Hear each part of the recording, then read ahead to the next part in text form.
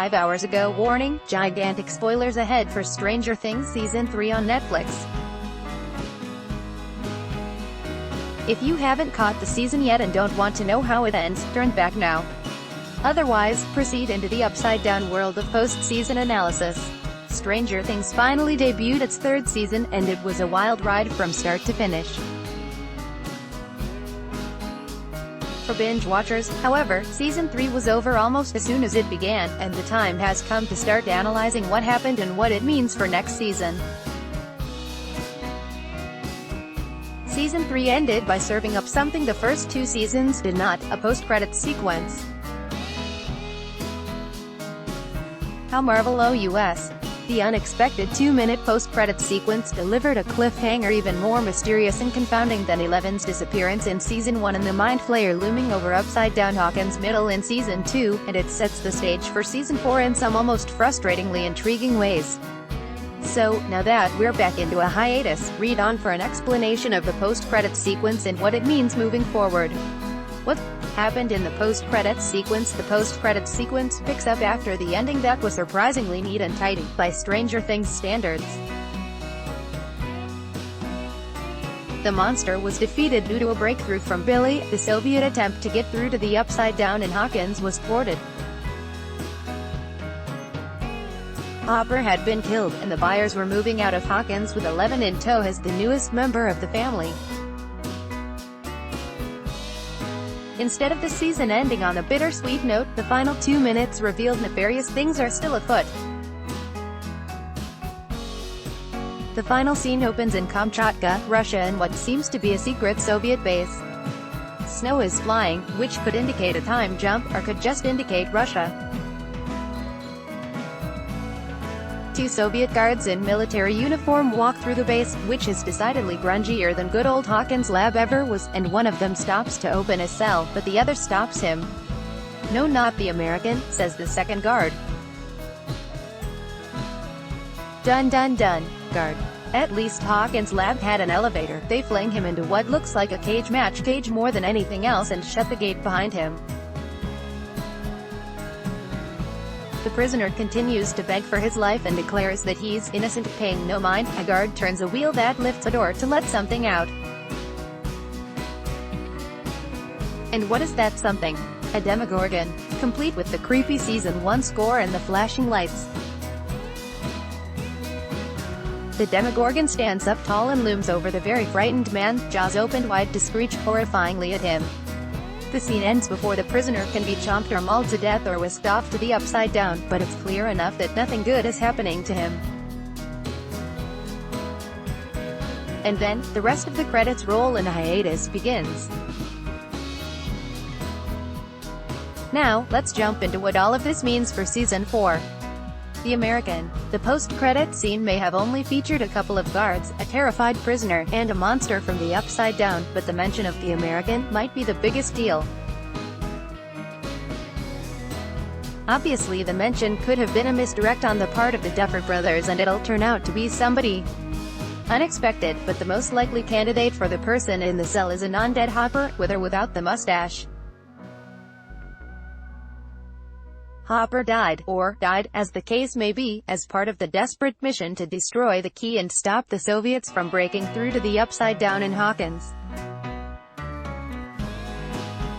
And Joyce intended to use a pair of keys to blow up the device, which would vaporize anybody in the room. Unfortunately, a Soviet who looked for all the world like a Stranger Things Terminator caught up to them and attacked. The battle was practically ripped from Raiders of the Lost Ark, and Hopper was victorious when he flung his opponent into the machine, killing him. This damaged the machine, however, and Hopper couldn't get out. Meanwhile, Joyce used her belt to rig a way to turn both keys at once, allowing her to destroy the machine without Hopper. When she tearfully turned the keys, all the Russians in the room were vaporized, which totally meant that Hopper was gone too, right? Joyce certainly thought so, and the music was mournful enough that Hop seemed pretty definitively dead. Then again, the Season 3 finale also showed Hopper getting a good look at the rift the Russians had created to the Upside Down. It wasn't quite as large as the gate in Season 1 or Season 2, and it looked more like the gap that 11 used to escape the Upside Down into Hawkins' middle in Season 2. Hopper saw the hole, and he gave Joyce a nod of approval to turn the keys, meaning he knew he would die if he was in the room when the device blew. Could Hopper have desperately jumped through the rift into the Upside Down to try and survive? In the very quick but clear shot at the room before the device blew, Hopper was nowhere to be seen, and he wouldn't have been vaporized yet. It was nowhere good for him to go thanks to the malfunctioning machine. If he was going to have a shot at surviving, he needed to get out of that room, and his only option seemed to be the Upside Down. Joyce also shut her eyes when she turned the keys.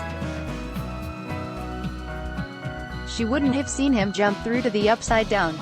Hopper could be alive, having entered the Upside Down and then gotten pulled out later by the Soviets. 11 wouldn't be able to find him, considering what happened to her. Besides, who else would the American be? And what are the Soviets keeping this person alive for? The Soviets made it through to the Upside Down. The Demogorgon couldn't have been left over from Season 2, as all the Demo Dogs died when 11 slammed the gate on most of the Mind Flayer, and the Demogorgon from Season 1 was ripped apart by 11. So, the appearance of a Demogorgon in the post-credits sequence is proof that the Soviets did indeed make it through to the Upside Down and brought something back. Or at least, something got in. The question is, where did the Soviets get through? The machine in Hawkins was still working on punching a hole through to the Upside Down, although it's not inconceivable that the Soviets could have gone through and/or pulled something out through the relatively small gap.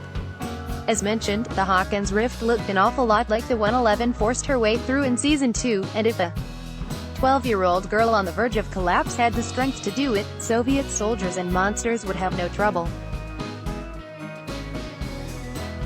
Season 1 proved that gates to the Upside Down conceal themselves even after being used as well.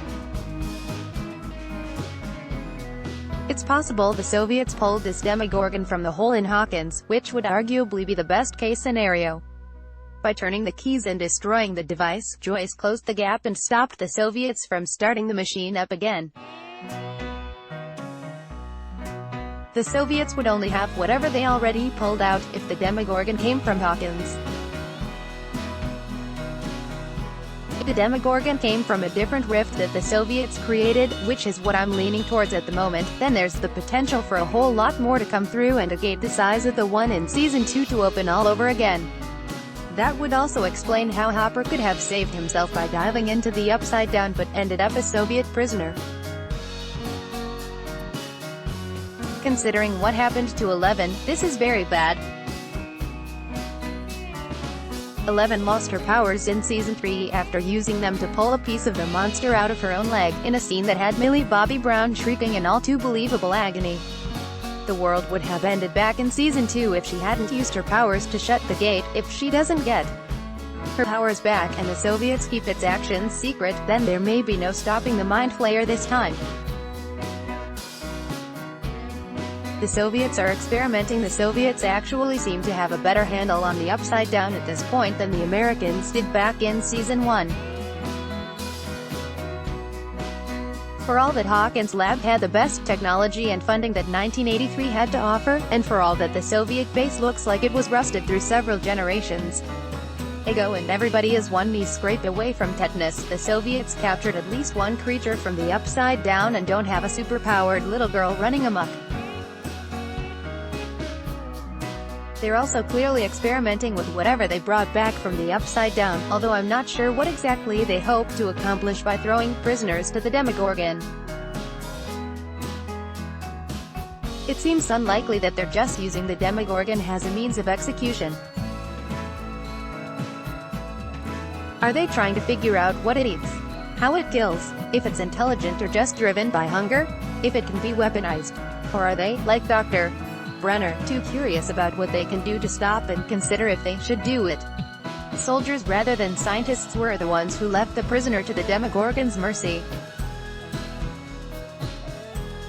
that the post-credits sequence was set entirely in Russia, may have revealed Hopper alive in Soviet custody, confirmed the Soviets have had access to the Upside Down, and followed the Byers family and Eleven moving away, suggests that Season 4 could be on a much larger scale than just the goings-on in Hawkins, Indiana. Will Season 4 be global rather than regional? If so, what does that mean for most of the cast? The high schoolers presumably won't be traveling to the Soviet Union to battle bad guys, even if Eleven does get her powers back, and the Scoops troop aren't exactly qualified to combat an international threat. Hopefully the hiatus between Seasons 3 and 4 will be a lot shorter than between Seasons 2 and 3, but we'll have to wait and see. For now, you can watch and re-watch the first 3 seasons of Stranger Things to your heart's delight on Netflix, and be sure to check back with Cinema Blend for more Stranger Things coverage moving forward. Blended from around the web. Let's block ads. Why?